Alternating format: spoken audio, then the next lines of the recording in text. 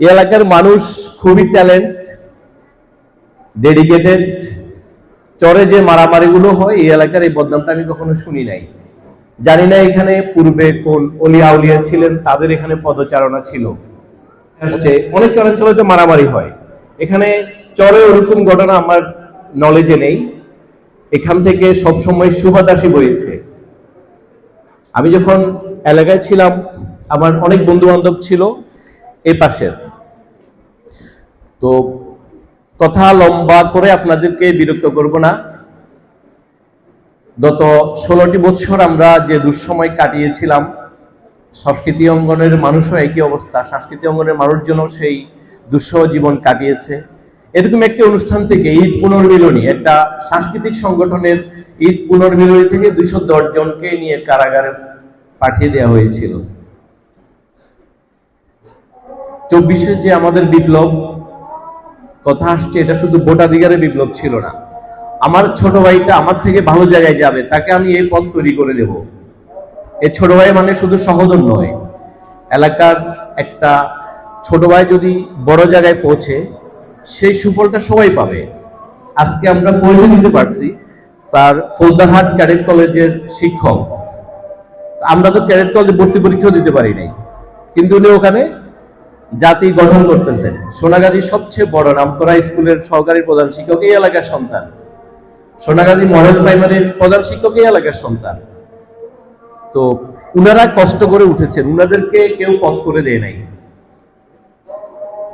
আমরা আমাদের ছোটরা বিগত 16 বছর শিক্ষা ব্যবস্থা যেভাবে ধ্বংস করা হয়েছে, এখান থেকে শুধুমাত্র একক চেষ্টায় কেউ উঠে আসবে না। কৃষকের ছেলে এখন আর মেধার জোরে কোথাও স্থান করার জায়গাটা তারা রাখে নাই, মামার জোরে। আপনারা দেখেছেন মেডিকেলে ভর্তি পরীক্ষার প্রশ্নপত্র ফাঁস হতো, আওয়ামী লীগের সাথীদের চিকিৎসকেরা এটার সাথে জড়িত ছিল। আপনার আমার সন্তান মেধা দিয়ে পরীক্ষা দিয়েছে, তারা প্রশ্ন নিয়ে পরীক্ষা দিয়েছে, ওরা আবার এখন চিকিৎসক হিসেবে মাঠে আছে। আপনারা দেখেছেন সবচেয়ে আকর্ষণীয় চাকরি হচ্ছে বিসিএস জব, সেই বিসিএস এ একই অবস্থা। আওয়ামী সরকার প্রশ্নপত্র ফাঁস করে অফিসার তৈরি করেছে। তাহলে রাষ্ট্রীয়ভাবে আমার এখানে অনাচারকে লালন পালন করা হয়েছে। এসব অনাচার থেকে আমাদেরকে বেরিয়ে আসতে হবে 24-এর প্রেরণা নিয়ে। 24-এ আপনারা অনেকের অনেক গল্প জানেন। সোনাগাজীর 3 জন শহীদ আছে, 3টা বুলেট নিয়ে মাটিতে শুয়ে আছে আমাদের মাহমুদুল হাসান, ওই যে ভুইয়া বাজার যার বাড়ি। ফেনীতে গুলিবিদ্ধ হয়েছিল, চট্টগ্রামে চিকিৎসাধীন অবস্থায় 7 তারিখ সে মারা গিয়েছিল। মানে অপারেশন করার কোনো সুযোগ ছিল না, তার মাথায় 3টা বুলেট ছিল। তো আমাদের একজন সন্তান শহীদদের ডেডিকেশন নিয়ে মায়ের একটা গান গেয়েছিল, আর তখন আমি মাহমুদুল হাসানের চিত্রটা আমার চোখে ভাসছিল আর আমার চোখে পানি পড়ছিল।